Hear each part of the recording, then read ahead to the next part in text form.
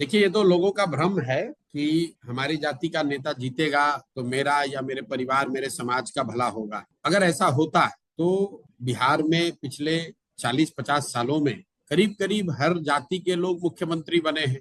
आप सिर्फ जाति के नजरिए से देख लीजिए।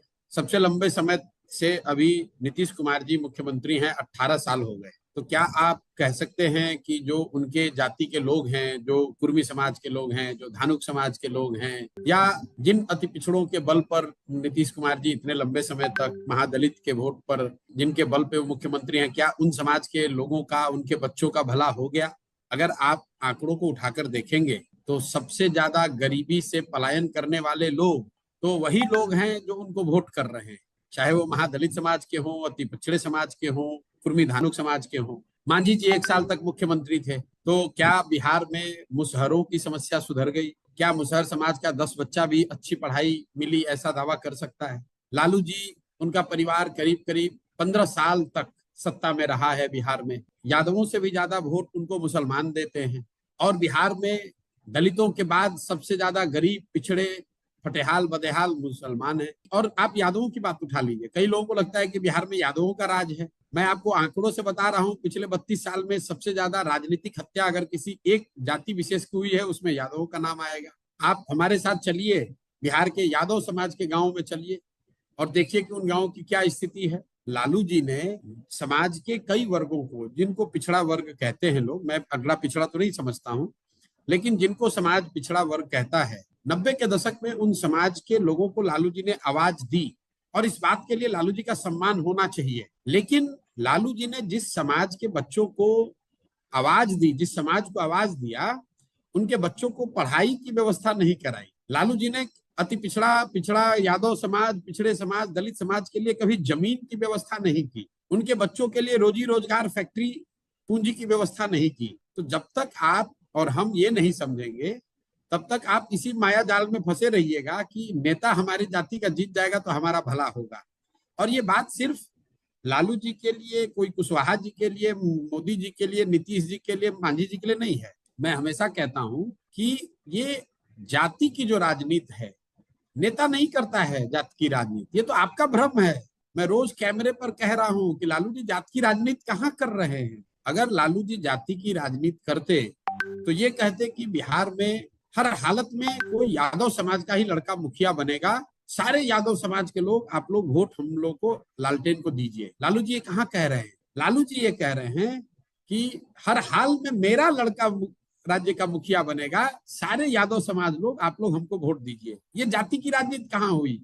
ये तो बच्चे की राजनीति हुई, ये तो अपने परिवार की राजनीति हुई, अपने स्वार्थ की राजनीति हुई। जाति में तो आप और हम उलझे हैं। कोई मिश्रा जी हैं, कोई कुशवाहा जी हैं, कोई मांझी जी हैं, कोई पासवान जी हैं।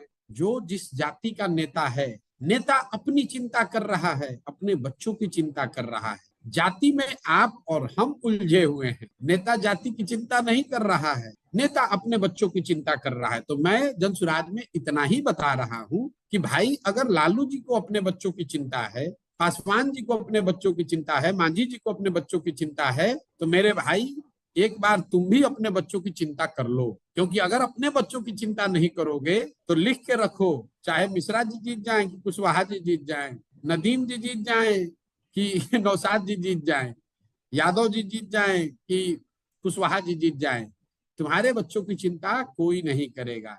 नेता का बच्चा इसी गरीब बिहार में हेलीकॉप्टर पर चल रहा है, और जनता का बच्चा जो है, उसके पैर में हवाई चप्पल भी नसीब नहीं है। नेता का लड़का 10वां नहीं पास किया है, वो बिहार का राजा है। आपका बच्चा मैट्रिक कर लिया, बीए कर लिया, एमए कर लिया, उसको चपरासी का भी नौकरी नहीं मिल रहा है। और इसमें कहीं कोई गलती नहीं है। हर व्यक्ति को अपने बच्चों की चिंता होनी चाहिए। तो जनसुराज अभियान में आपको यही बता रहे हैं कि भाई मेरे, आपने जाति पर वोट दिया, आपने विचारधारा पर वोट दिया, आपने दल पर वोट दिया, आपने नेता का चेहरा देखकर वोट दिया, आपने मोदी को हराने के लिए लालटेन को जलाया, लालटेन को रोकने के लिए मोदी का कमल खिलाया। एक बार प्रशांत किशोर की बात मानो, एक बार अपने बच्चों का चेहरा खिले, अपने बच्चों का जीवन सुधरे, इसलिए अपने बच्चों का चेहरा देखकर वोट दो। और अगर दोगे तो चाहे यादव को दो या मुसलमान को दो, दलित को दो कि ब्राह्मण को दो, आपके बच्चों का जीवन सुधरेगा ही सुधरेगा। क्योंकि जो बात मैं बता रहा हूं, लोकतंत्र में आप वोट किसको देते हैं इसका कोई महत्व नहीं है, वोट किस बात के लिए देते हैं इस बात का महत्व है। अगर वोट आपने 5 किलो अनाज के लिए दिया है तो भी बिहार में कितना भी भ्रष्टाचार है, 1 किलो चोरी करके 4 किलो अनाज मिल रहा है। जिस दिन बिहार के लोगों ने अपहरण रंगदारी के खिलाफ नीतीश को वोट दिया तो चाहे बिहार में जितना बदतर स्थिति हो, अपहरण का उद्योग रुक गया। जिस दिन बिहार के लोगों ने बिजली के लिए वोट दिया तो इसी नीतीश कुमार के बदहाल बिहार में और कुछ हो या ना हो, घर घर बिजली आ गई है।